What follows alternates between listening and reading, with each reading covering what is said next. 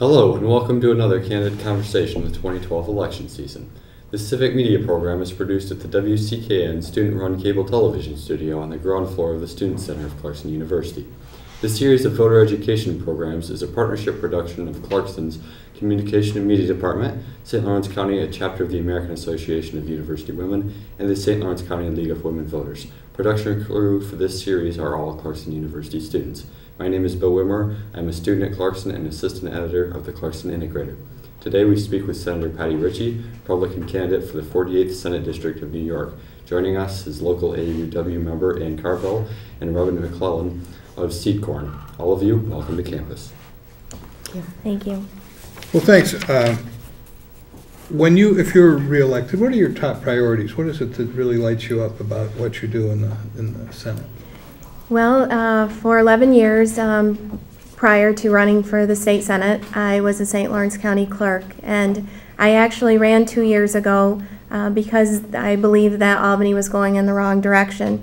There was partisan gridlock in Albany, and Albany had really become a laughingstock at many functions because nothing was getting done. So, I'd worked hard at my career as county clerk. I think, I had brought home millions of dollars in revenue to help keep property taxes down, and it was an opportunity for me to do more. So I went to Albany 2 years ago.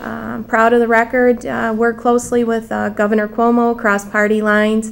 We passed the budget 2 years in a row on time. First time that was done in many years.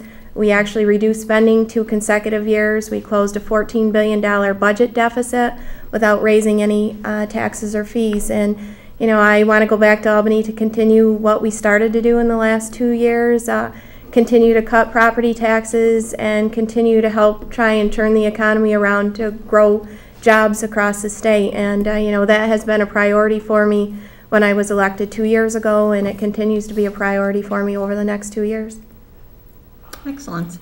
Senator, I have several questions for you on education and mandate relief. Okay. And if you'll just give me a moment to put some facts on the table, and then I'll throw the question to you on mandate relief.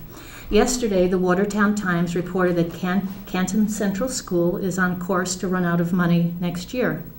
A statewide survey also indicated that 5% of districts will run out of funds within 1 year, another 22% in 2 years, and 39% within 3 years. Insolvency looms, along with the possibility of the state takeover of schools, and thus the possible nullification of employment contracts that would have to be renegotiated with the state.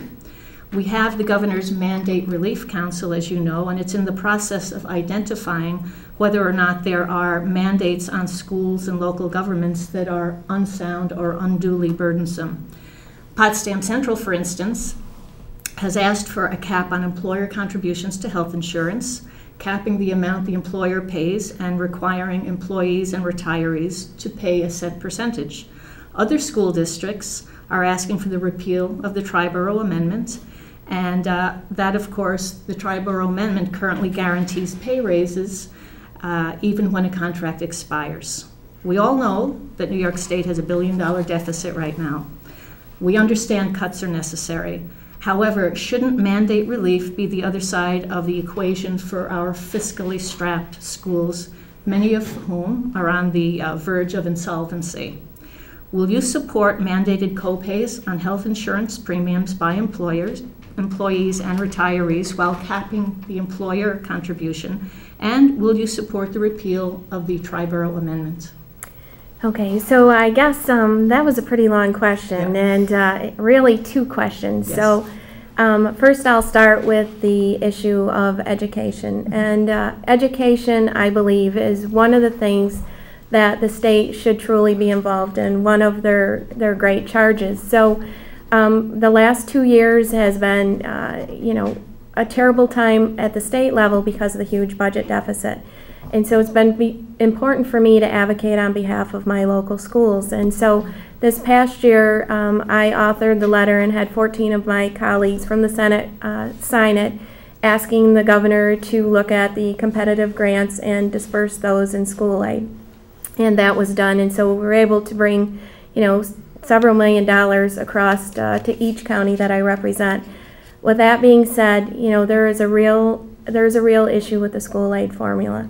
And part of that is, I believe the schools in my district want to stay within the cap, but they don't have the opportunity as some of the other schools because the formula actually plays against them. Mm-hmm. When you look at the school formula and you see that the wealth ratio that is the bottom that shows how poor a school district is actually 0.65, and many of the schools that I represent are far lower than that. That shows that already they're at a disadvantage just by the way the formula is laid out. So I sponsored a bill this past year. I'm looking for an assembly sponsor that would drop the floor to 0.4, which would help the majority of the school districts that I represent.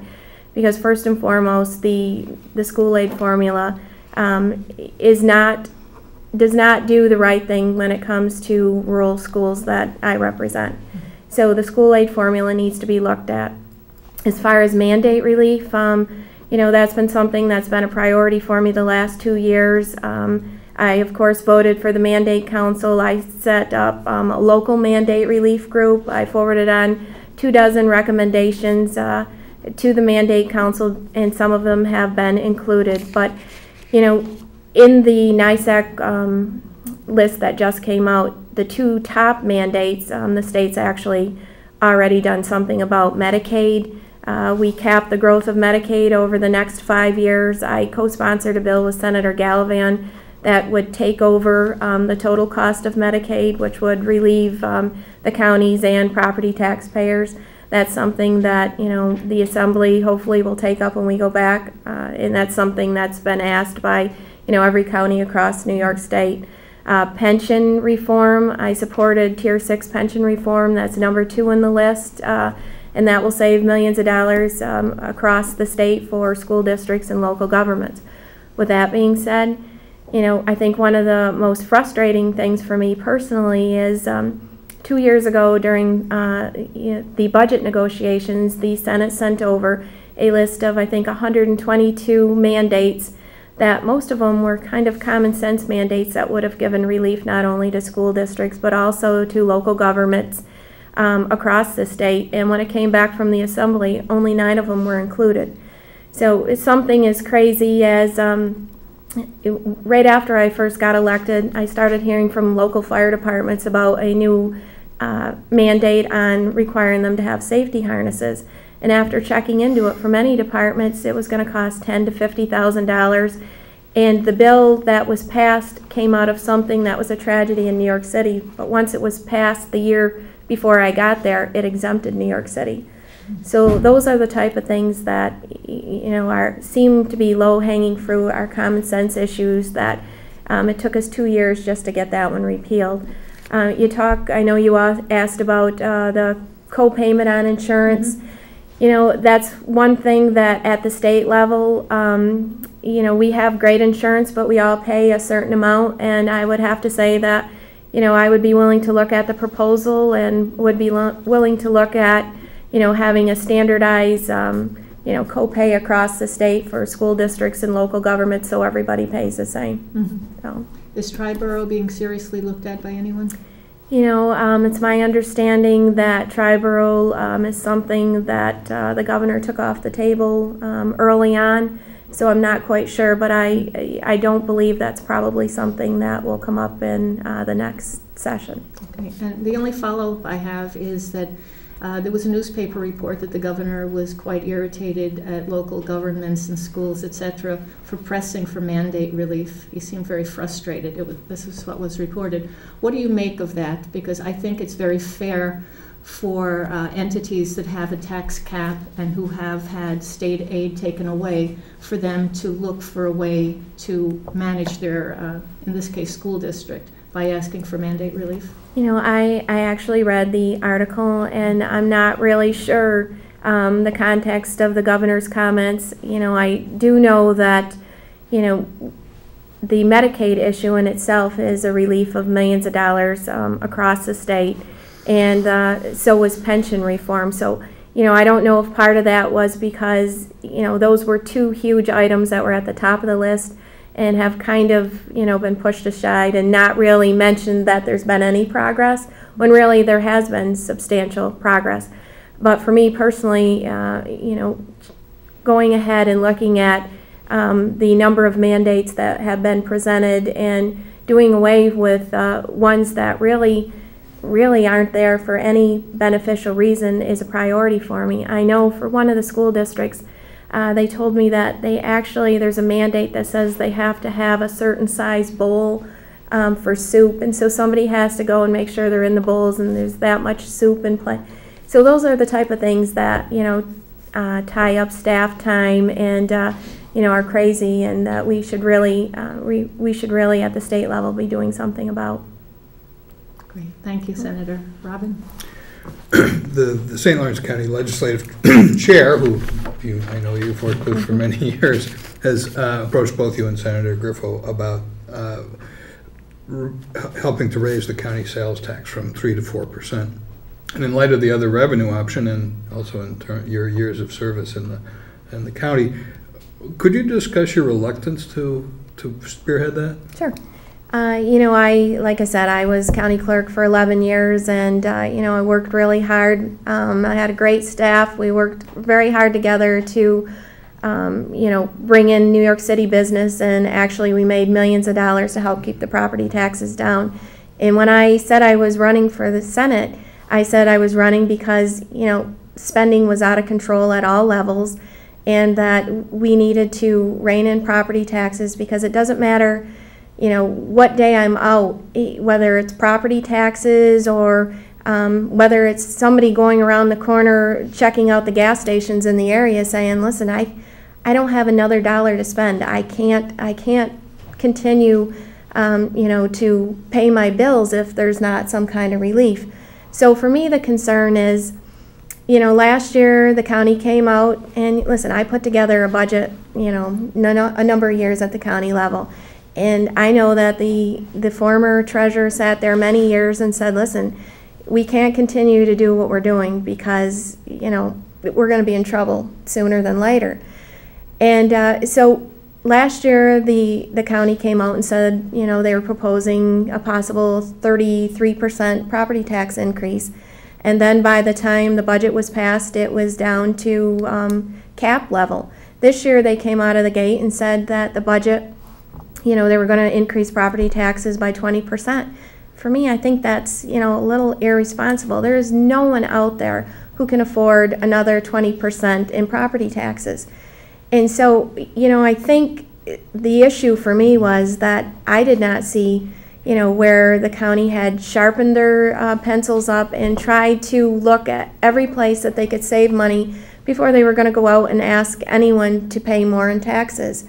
And, when you have somebody telling you every day that, listen, I drive around the corner because 4 cents on a gallon of gas is a big difference. Well, some of the argument is if you don't have the money, you don't have to buy a new car. Well, I'm not talking about sales tax on new cars in particular. I'm talking about everyday items. You go to the gas station, it's 4 cents a gallon on a gallon of gas.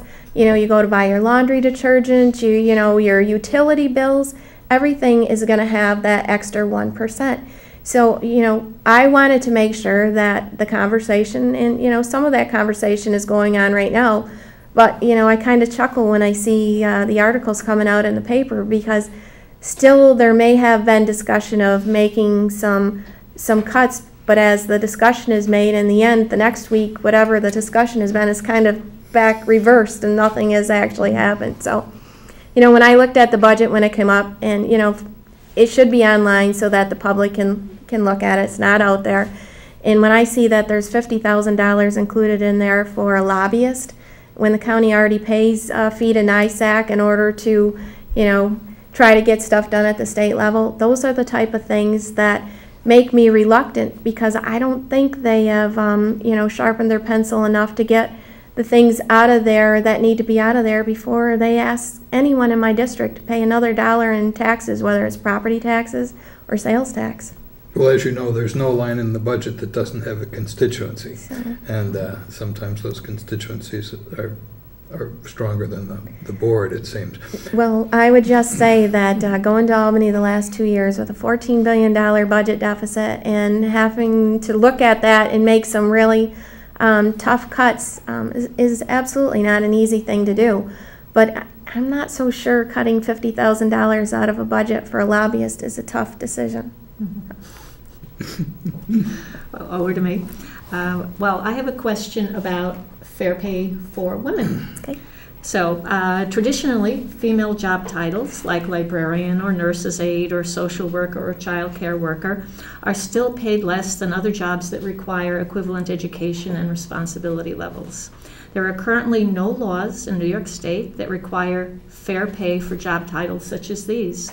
In fact, the New York State Fair Pay Act has stalled in the state Senate for some time now. If reelected, how would you address this problem of fair pay? Well, of course, it's pretty obvious that I'm a woman, so I definitely believe it's that women and men should make equal pay for the same job.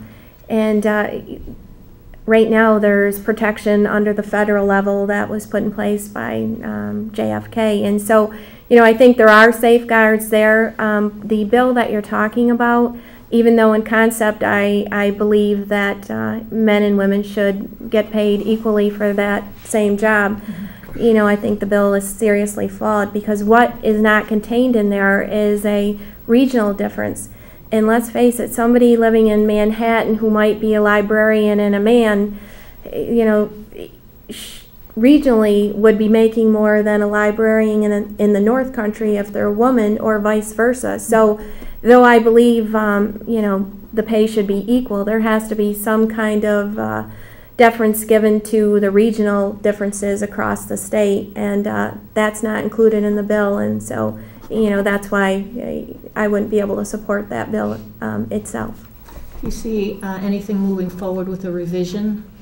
I'm always open to looking at any proposal, so if there was another proposal that came forward that took into account those regional differences, I'd certainly be willing to look at it. Okay, thank you. Robin? So the current minimum wage, adjusted for inflation, is about what it was in the early 1970s, and I'm curious about your position on that, and also about your position on pay raises for the legislators, which seems to fall into these questions. Let me take the easy one first. Pay raises for the legislators at the state level, I've always said I would vote no on it. I think it's pretty disingenuous for a legislator to vote for a pay raise for themselves when they're out there saying that the state's in tough fiscal conditions, and many state workers have negotiated contracts with a lot less of a pay raise because they're trying to take into account the situation that the state's in fiscally. So that I would be a no vote on that. As far as the minimum wage, the assembly bill that's out there, I wouldn't support that bill because I believe it's a job killer. And we're not going to turn this economy around until we start getting people back to work. So I don't really think it makes a whole lot of sense if we put something in place that 5 people are going to get laid off at the ground level. I'm interested in trying to help get jobs that are good paying jobs that people can sustain a family on. And if at some point there was a minimum wage bill that was out there that included tax breaks for small businesses that would offset the cost for the minimum wage increase, then I would be certainly willing to look at that. But one of the things that I have been truly shocked at across my district is we're always hearing there's no jobs.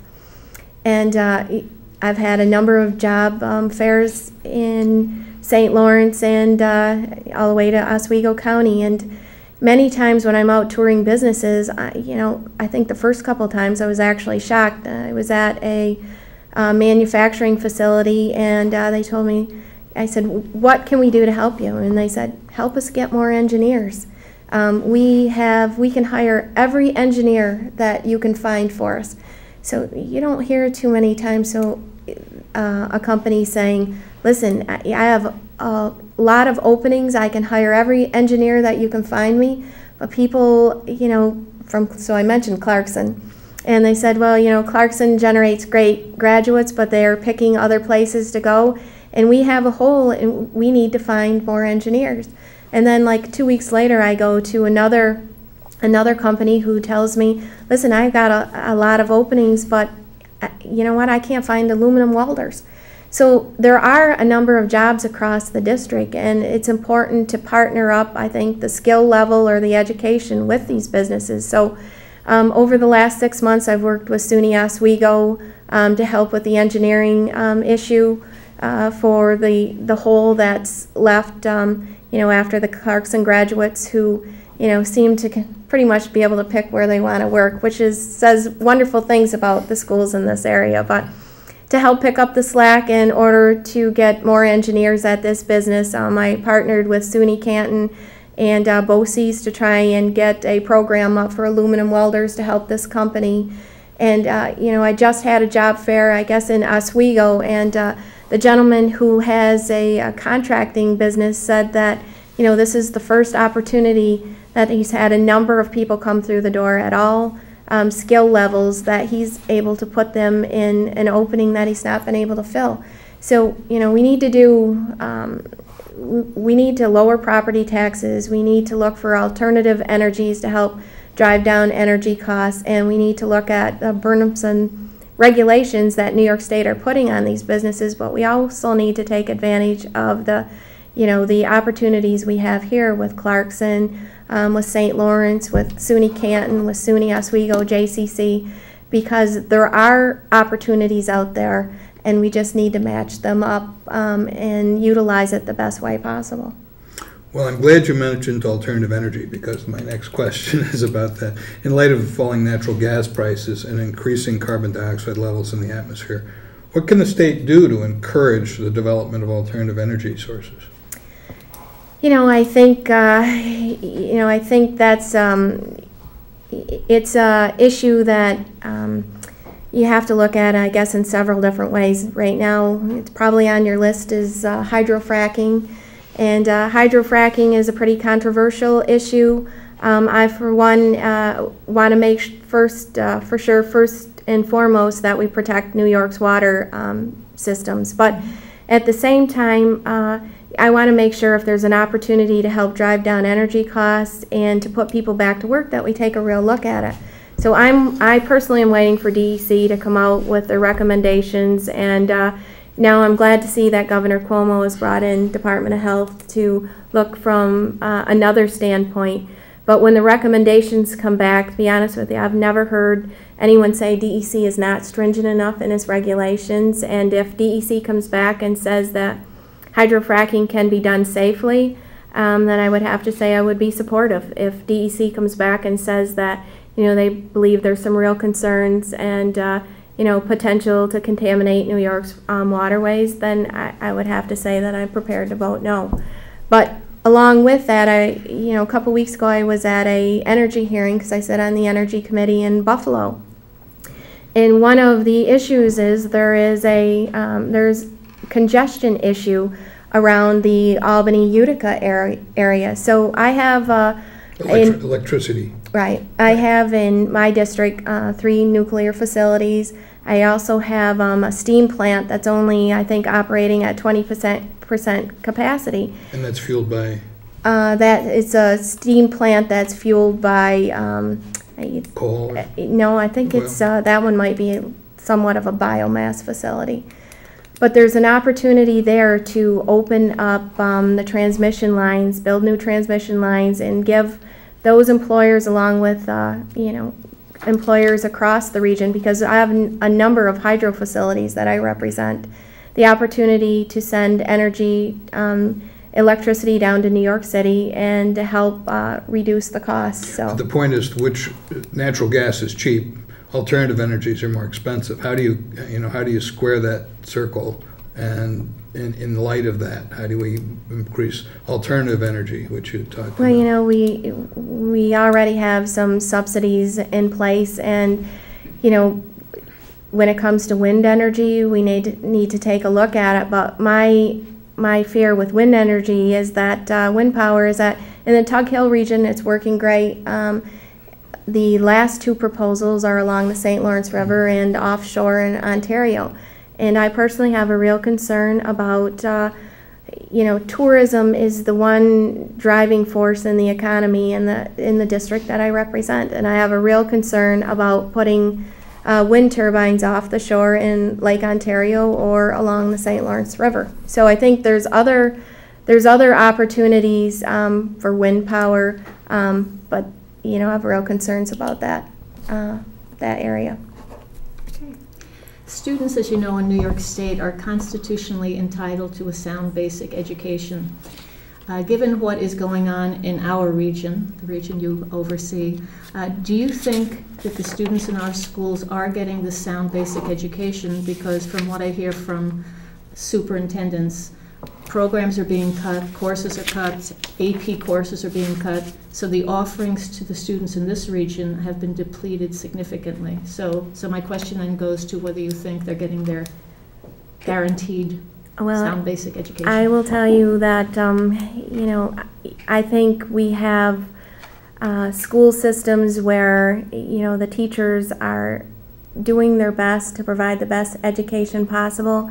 I have a lot of friends who are teachers, and they come home at night and they're doing their lesson plans, and they're, buying school supplies out of their pocket to help in the classroom the next day.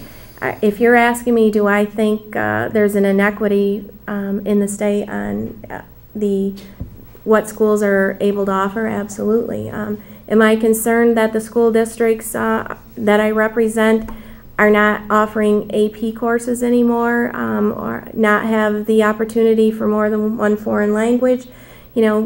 People in my area, when it comes to music and even to sports, those are tough challenges because people are looking to cut those. But, in this area, that's all that many students have is, going to band or, taking part on the soccer team. So, I think we need to look at every way possible to help cut spending. And, out there is the regional high school proposal that would allow some of the schools that are in close proximity to one another to offer advanced AP courses with one physics teacher, with one calculus teacher for the juniors, at least the juniors and seniors. I think we need to look at every way possible to provide the best education at the most cost-efficient price. So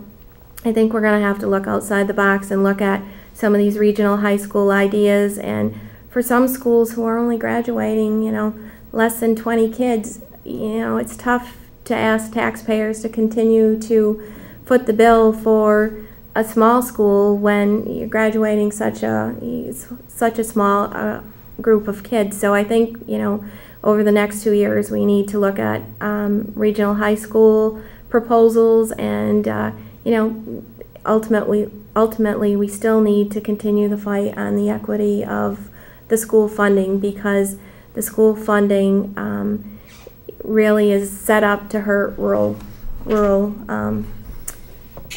low-well schools, and that's mostly what I represent.